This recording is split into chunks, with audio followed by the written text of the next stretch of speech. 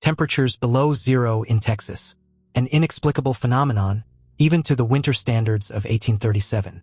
Many attributed to random, others to divine punishment. Few suspected that something much more sinister stalking on the forgotten valleys of the American border. What Sam Houston found in those mountains is not in any history book. Maybe because no one would believe it, or maybe because some truths are too terrible to count. That year's winter had started like any other. The explorers and pioneers were used to the sharp cold that descended from the mountains, bringing snow and ice to the Tex settlements. But no one expected the temperature to continue to fall, week after week, turning streams into solid ice rivers and covering whole plains with a deadly white cloak. It was in this scenario that Sam Houston, the general who had led Texas to independence only a year earlier, decided to personally lead an expedition to evaluate the conditions of the isolated communities in the highlands. Accompanied by 5 trusted men, a Cherokee guide named Silent Eagle, 2 veteran Texan rangers, Thomas Richardson and Caleb Morton, and 2 young soldiers, Isaac Peterson and William Tanner Houston, left the dawn of an exceptionally clear but terribly cold day. "Cattle are dying frozen standing," said Caleb Morton as they rode north. "I've never seen anything like this in 40 years of Texas." Houston remained silent, his eyes attentive to the horizon. At 44, he had already faced wars, betrayals, and the dangers of wild nature, but something that winter aroused a primitive instinct inside, a feeling that this was not a battle against the elements, but against something that could not be named. On the 3rd day of travel, an unexpected snowstorm forced them to deviate from the planned route. Silent Eagle, usually infallible on guidance issues, was becoming increasingly restless. "This is not a natural cold," he said softly to Houston when they stopped to camp. "The spirits of the air are disturbed. I feel that we are being observed." "Who?" Houston asked. "Comanches." The Cherokee guide shook its head slowly. "Not for whom. Why?" The next morning, Silent Eagle had disappeared, leaving only footprints that went to a nearby gorge where they simply ended, as if the man had been torn from the ground. The Rangers wanted to look for him, but the storm had worsened, and Houston knew they couldn't afford to waste more time. "We continue to the north," he ordered, ignoring the weight in the stomach that said something was very wrong. The storm continued to get worse, with winds that seemed to scream like agonizing voices. On the afternoon of the 5th day, completely lost and with the supplies ending, the expedition discovered a narrow passage between 2 rock formations. Following her, they came to something that no known map had recorded. A large and almost perfectly circular valley, surrounded by steep mountains on all sides. The strangest, however, was the temperature. If outside the passage the cold was almost unbearable, within the valley it was something beyond human understanding. The men's breath frozen instantly, forming small crystals that fell to the floor.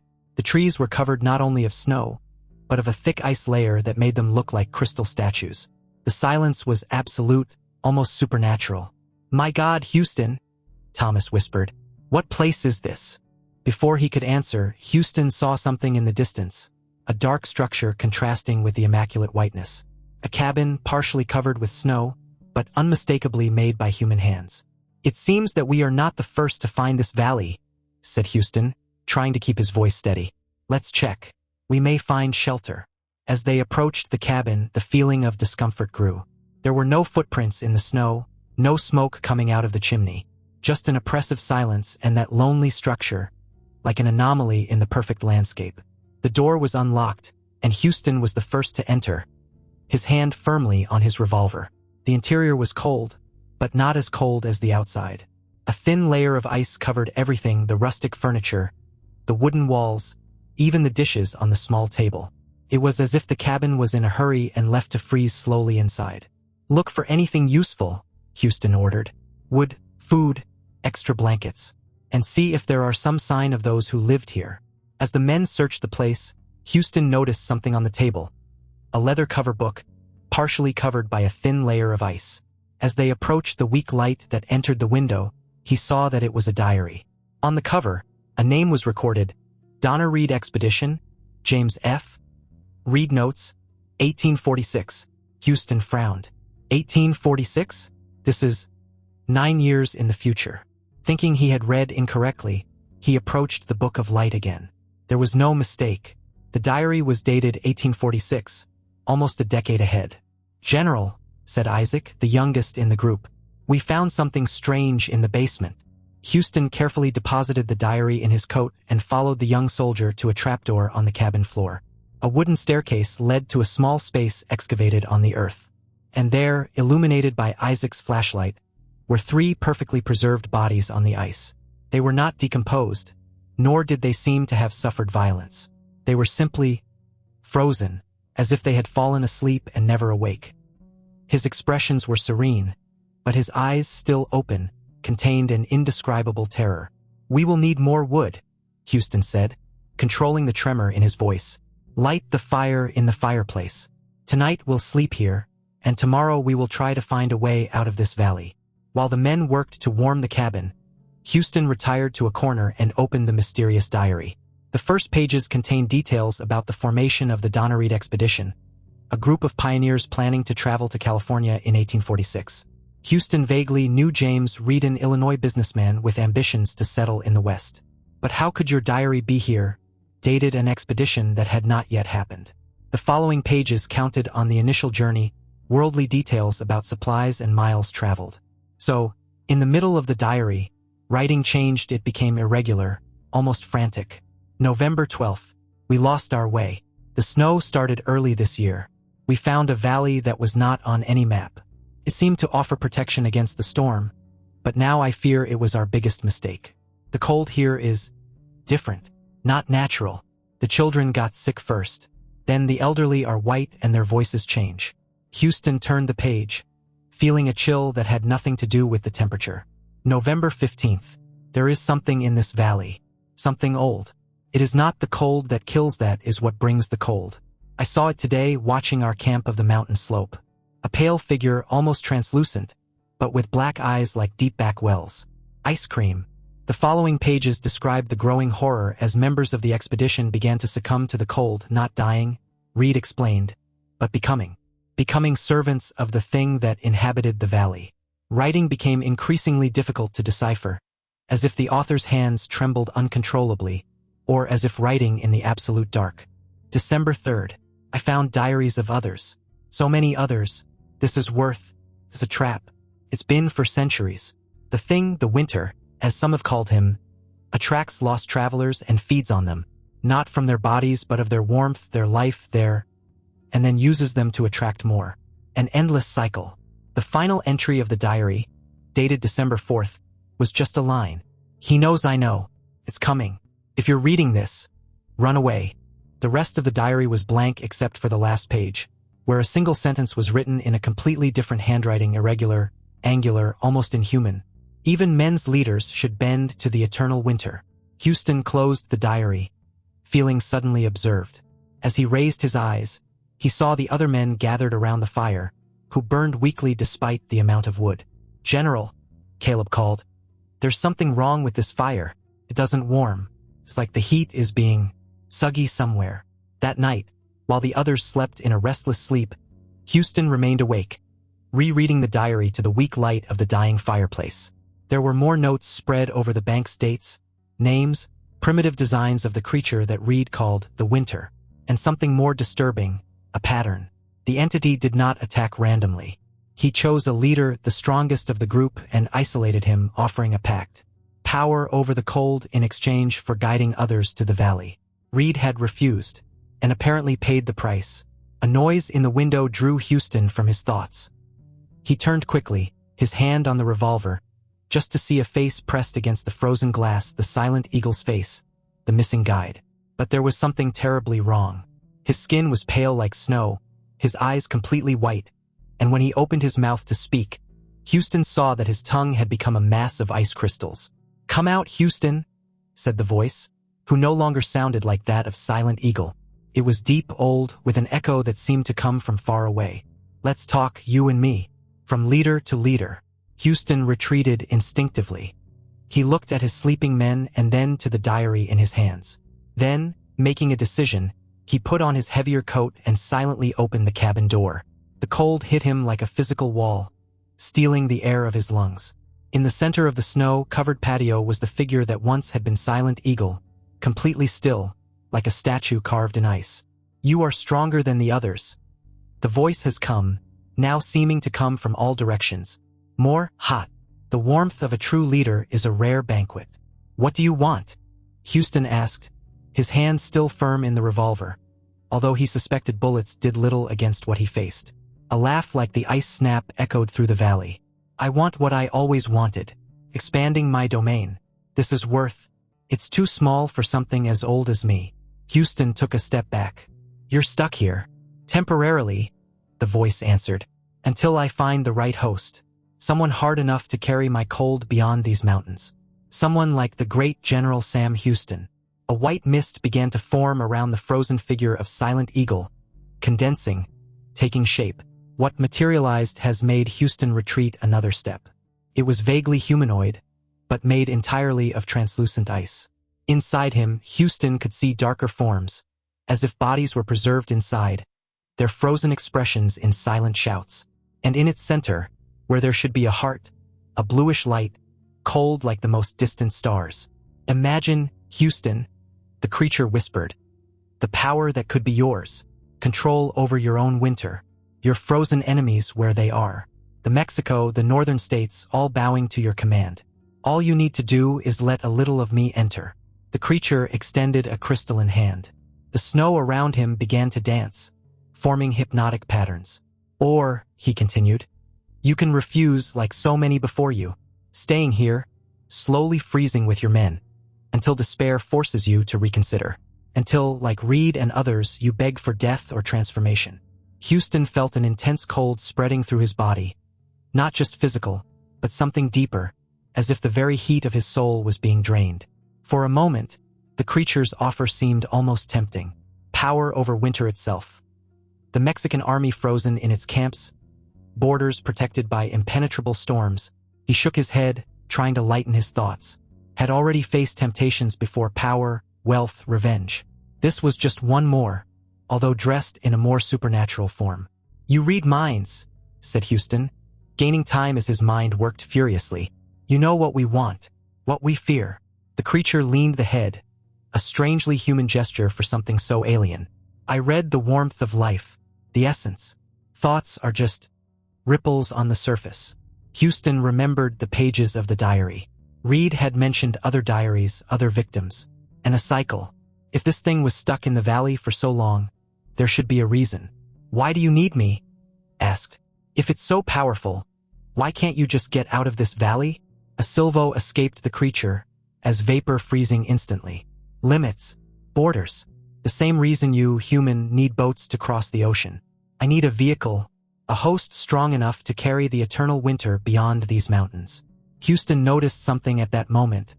The creature was not approaching the cabin. He kept distance, as if something prevented her.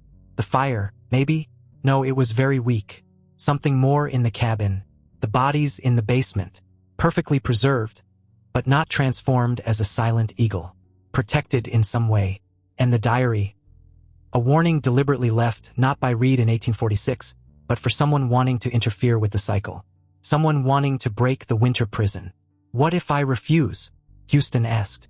Ice being expanded, growing up until it seems to play the stars. Then you and your men will join my servants. Eventually, after experiencing a cold that no human being have ever met. After watching their friends succumbing one by one, their eyes freezing their orbits while they still live. After begging for the comfort of my hug. Houston felt the growing cold, now painful, penetrating to his bones. Retreating to the cabin would give it only a temporary postponement. And in the diary there was no mention of anyone escaping from the voucher. It was then that he noticed something, a small irregularity on the seemingly perfect surface of the valley. A slit on the rocky wall behind the cabin, partially hidden by frozen trees. A way out, or just another part of the trap. I need time, said Houston, to consider your offer. The creature retreated slightly, her black eyes fixed in Houston. Time means nothing to me, but it means everything to you and your men. Every hour in this valley, your heat decreases, your essence weakens. At dawn, I will give your final answer. With this, the figure dissolved in thousands of ice crystals that spread throughout the wind, while the frozen body of Silent Eagle fell inert in the snow. Houston ran back to the cabin, his thoughts running faster than his feet. He woke up the men urgently, ignoring their sleepy protests. We have to get out of here before dawn, he said, his firm voice despite the terror that threatened to master him. "There is something in this valley. Something that killed the occupants of this cabin and took Silent Eagle."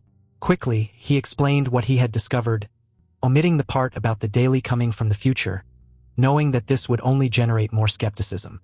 The men, already restless with the supernatural cold and the strangeness of the valley, did not need much persuasion.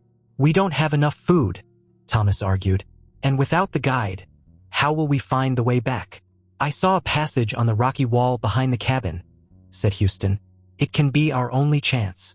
While men gathered their belongings, Houston returned to the basement to examine the frozen bodies more closely. There was something strange in them, a pattern of symbols carved on the ice around each, and in the nearest a small frozen leather bag near the chest. With difficulty, Houston broke the ice around the bag and opened it. Inside, there were small black stones with white marks like stars on a dark night. Stones of the sky. The Cherokee called them fragments of meteors that, according to legend, carried the fire of the stars. An idea began to form in your mind. At the moment they were ready to leave, the wind had increased dramatically, howling around the cabin like a fierce animal. The temperature had fallen even more, and the men trembled violently, even with all layers of clothes. "It's as if the valley itself did not want us to leave," William murmured, the young soldier looking nervously through the window. "It's not the valley," said Houston, checking if the stone bag was safe in his pocket. "It's what you live in it." Led by Houston, the 5 men left the cabin, fighting the sharp wind that seemed to try to push them back. The snow now fell horizontally, whipping their faces. "Keep yourself together," Houston shouted, but his voice could barely be heard about the roar of the storm.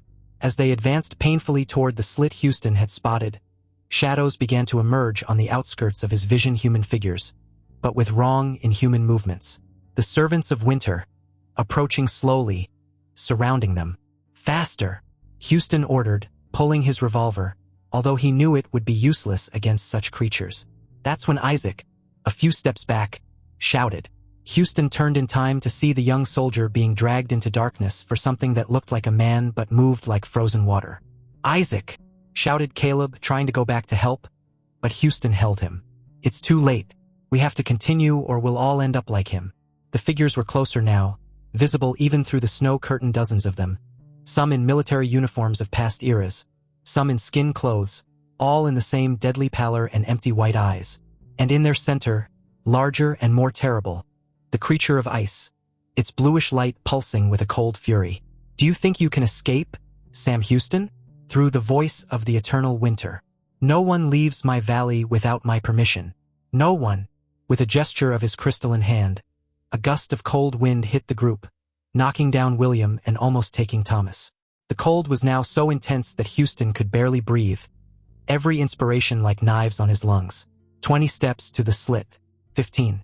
The frozen figures were almost over them. "Houston!" shouted Thomas, pointing back.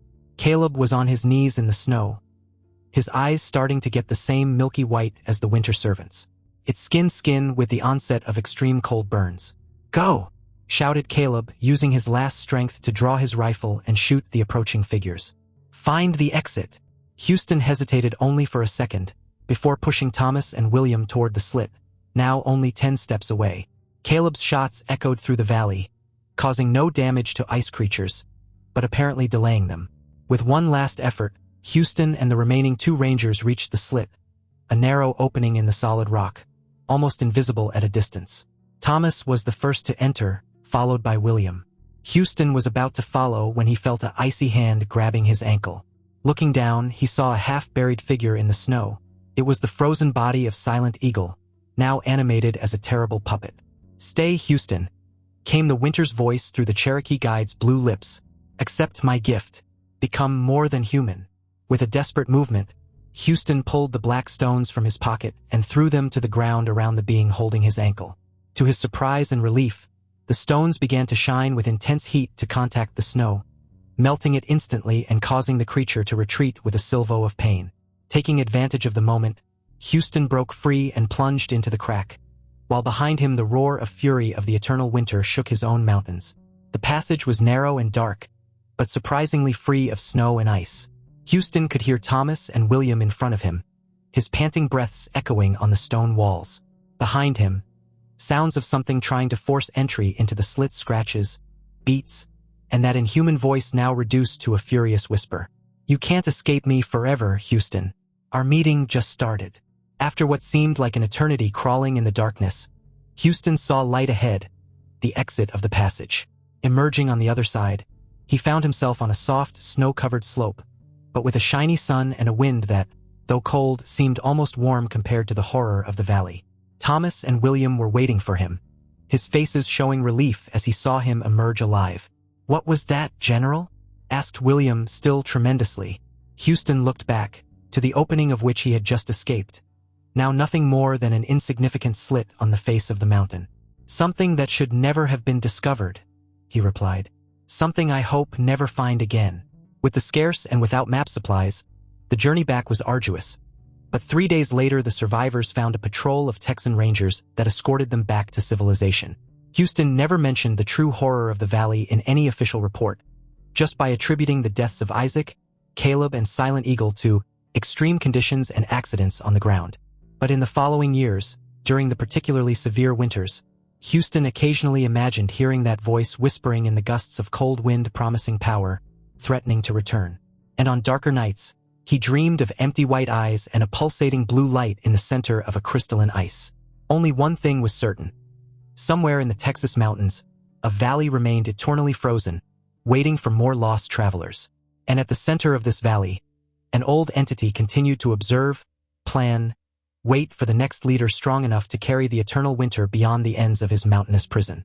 As for Reed's diary, Houston kept him locked in an iron box, hidden where no one would ever find him. And in the following years, he kept an eye on the news about an expedition called Donna Reed, determined to do what he could to prevent them from finding that damn voucher. But time, like history, has ways to follow its inexorable course, despite the best intentions of men. If you enjoyed this horror story of the American border, don't stop here. There are many other supernatural reports starring historical figures that have never been revealed in official books. To find out more dark secrets in American history and continue to explore the supernatural horrors that our ancestors have faced, subscribe to the channel and enable notifications. The past keeps more terror than the story tells us, and some old entities still await their return of the shadows.